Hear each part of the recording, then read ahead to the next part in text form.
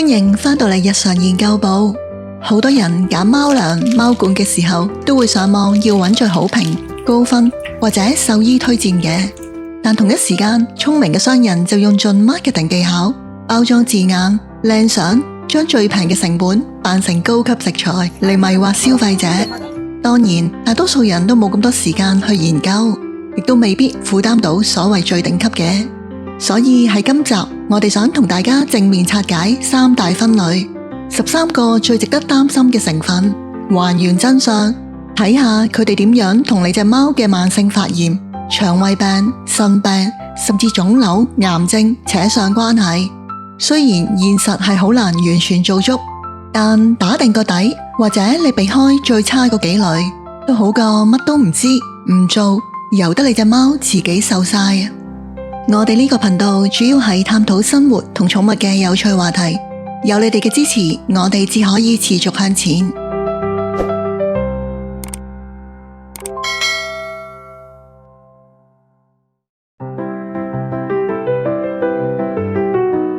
正式入題前，想先引用專家所講，對貓最有營養嘅貓糧，本質上就應該好似一隻老鼠裝入罐咁，即係多水、高動物蛋白、適量脂肪同埋極少嘅澱粉。但當你睇到市面上好多配方都已經加埋一大堆額外嘢，慢慢想合理化咁扭曲呢個比例，而最離譜係佢哋個價錢完全不成比例啊！穀物、豆類填充與植物蛋白。大豆，好多廠商為咗慳到盡，會用大豆蛋白、大豆粉嚟頂數，硬係要將個粗蛋白個百分比托到好高咁，睇落好似好有營養，但其實貓根本吸收唔到幾多，佢哋仲會用平成最少幾倍嘅大豆油嚟代替雞油、魚油，之後再同你講一樣會幫到吸收維他命㗎。貓係純肉食動物，長期食咁多大豆，已經有研究指出可能會搞亂甲狀腺、荷爾蒙失調，嚴重啲仲會引致過敏、甩毛同肚瀉。最離譜係好多平價乾糧，甚至部分獸醫開嘅處方糧，會將大豆粉、玉米麩質粉放喺成分表嘅頭幾位，但佢哋會包裝成優質植物蛋白，而你根本唔會知咯。玉米，除咗大豆之外，最多廠商就係靠玉米嚟撐起產品嘅重量，一樣係嗰套做法，唔係諗住提供營養，只係拉高粗蛋白個百分比，扮到好似好多肉咁。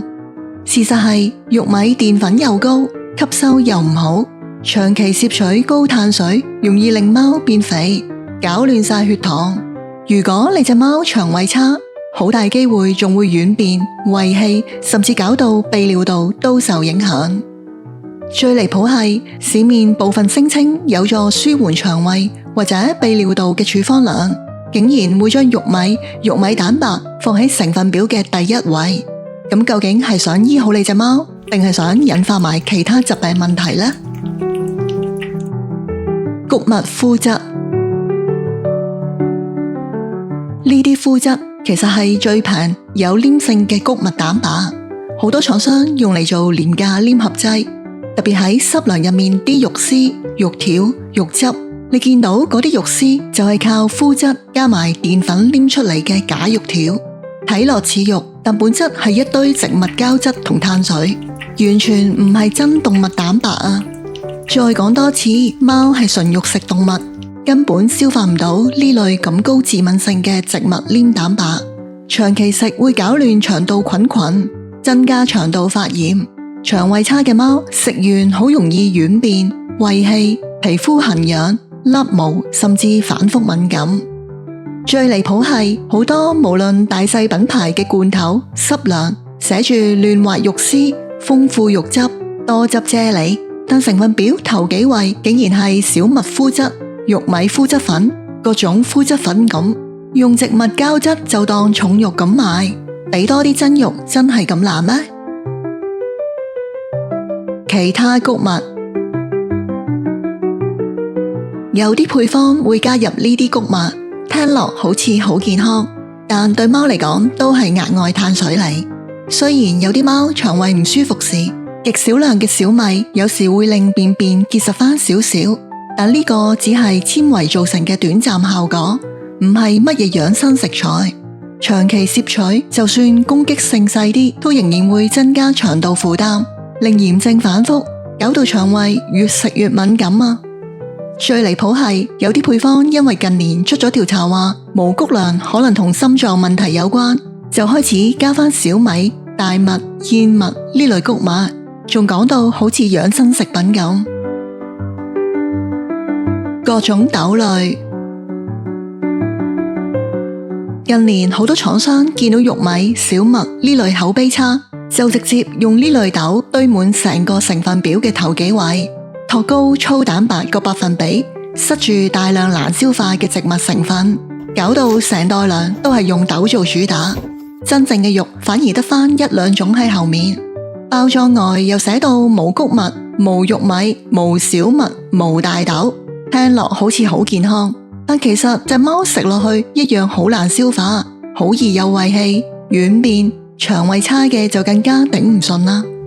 最離譜係，當你以為避開穀物就等於揀咗健康嘅糧，結果成袋都係豆，搞到隻貓越食越肥，到老咗如果有糖尿，隨時要靠打針嚟控制血糖啊！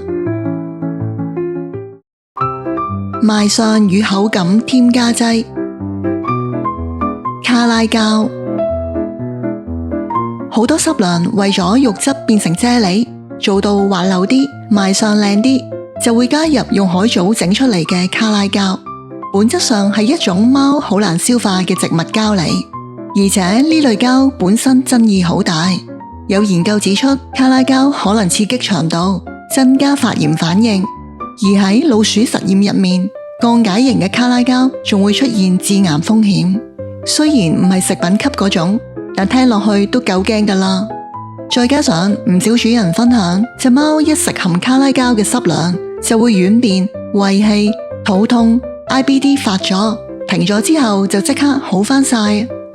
最離譜係卡拉膠嘅爭議咁大都照用，仲有唔少大牌子，甚至部分處方嘅濕糧都仲要加落去，就係為咗做到豐富肉質、多汁啫喱咁靚，完全唔理隻貓頂唔頂得住啊！植物膠質，好多廠商會一次過用成幾種植物膠，將濕糧整到更結、更滑，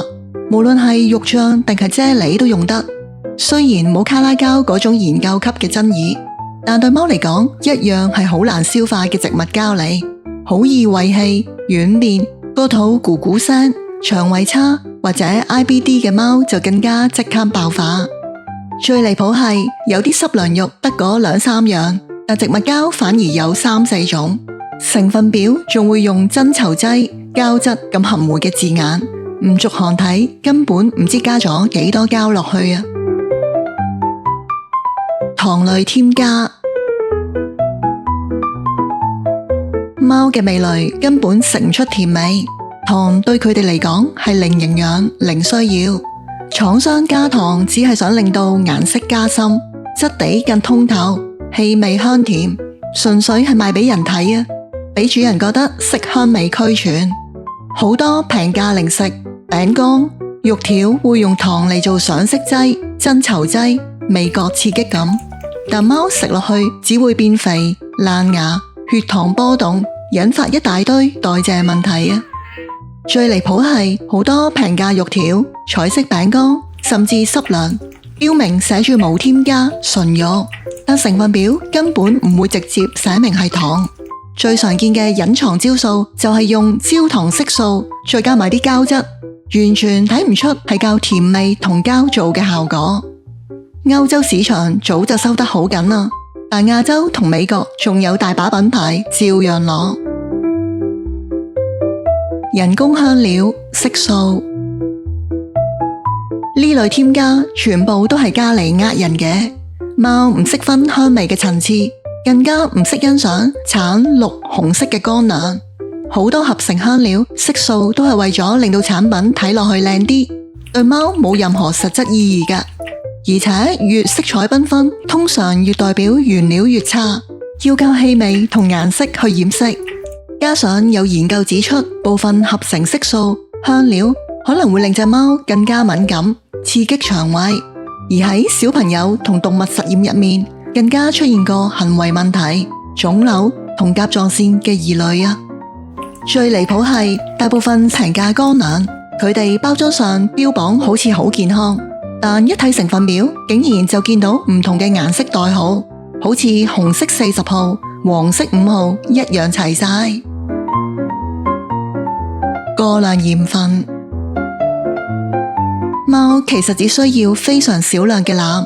但廠商為咗令到味道更惹味，適口性提高，甚至想用重口味去掩飾其他問題，成日都猛咁加鹽落去，特別係喺啫喱罐、湯包、魚乾、肉乾呢啲產品入面，都會用鹽嚟提升口味，就係要令到你隻貓想食到停唔到口。而鹽食得多，腎臟、心臟、血壓嘅負擔會一路上升，老貓或者腎貓就更加頂唔順啦。最離譜係市面有好多零食同罐頭，為咗食落去好味啲，就靠高鈉搞到隻貓食到好似上晒癮咁。主人一想轉涼，想隻貓食得健康，都變得超級困難啦。不明來源的動物原料與化學防腐劑。不明來源粉，呢啲粉類通常都係用魚頭、魚骨、內臟或者碎魚去高溫打粉整出嚟嘅，來源唔會講明，用乜你都唔會知。如果原料放得耐、潮濕、溫度高或者加工火力太慢，就好易變成脂肪氧化，品質唔穩定，仲可能有重金屬風險。長期食只會增加肝腎嘅負擔。市面成日見用咩海鮮味、海洋魚配方嘅包裝字眼，但成分表淨係寫魚粉、海鮮粉，連三文魚、沙甸魚定碎魚都唔講明，即係你完全唔知隻貓食緊咩魚。肉骨粉都一樣，碎骨粉嘅比例高，用料通常唔方靚，最常用嚟托高粗蛋白嘅百分比，實際營養遠遠唔及真正肉類，但偏偏就成日排喺平價糧嘅頭幾位啊！最離譜係包裝寫到豐富動物蛋白，好高級咁，但成分表頭幾位只係魚粉、海鮮粉、碎魚粉嚟，來源同種類不明，風險就要你隻貓自己受啦。簡單講，成分表唔講明魚種、肉種，一律有可疑，就算大牌子或者處方糧都唔例外啊！動物副產品，首先，動物副產品本質唔一定差，例如雞肝、雞心呢啲內臟本身係好高營養價值，但如果淨係寫動物副產品，抑或家禽副產品，完全唔講明邊種動物、邊個部位、點樣處理，你就根本冇辦法知道佢實際用咗啲咩肉落去。肯寫雞心、雞肝、牛肺呢啲清清楚楚嘅部位先叫做透明，唔寫就一律有可疑。隻貓食落去有咩風險，完全唔知，會唔會過敏、腸胃刺激、毒素累積，有邊個可以證實一定冇問題啊？最離譜係成分表就淨係寫動物副產品或者肉類及動物衍生物，但包裝就影隻靚雞同厚切牛扒出嚟，結果隻貓可能食緊一啲連你都唔想知係咩嘅嘢，而且大部分你都聽過買得到嘅品牌乾糧、濕糧，甚至部分處方糧都唔例外。人工防腐劑，呢啲化學防腐劑原本係用喺橡膠、飼料、農業用途，喺動物實驗更發現可能會破壞 DNA， 損害肝腎功能，甚至與腫瘤風險有關。但直到而家喺貓糧入面，連安全攝取量都冇任何明確數據，而呢啲成分通常喺平價糧、舊式配方同魚粉入面特別常見，好多時仲唔會直接喺成分表寫埋出嚟。最離譜係喺歐盟已經全面停用同埋禁止呢啲成分，但喺美國、香港以及大多數亞洲地區仍然合法使用，目的就係為咗令到產品保存期更長，壓低成本。你話如果隻貓長期食落去會點啊？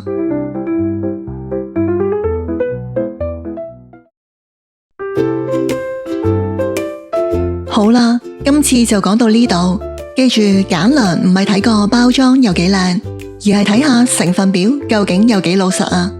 當然，洗產地嘅問題亦都係好值得關注。但今集真係講唔晒啊！如果你鍾意睇呢類型嘅題材，留言話我知啊！歡迎分享交流你嘅諗法同經歷，記得訂閱我哋嘅頻道，按讚同分享。多謝你睇到最後。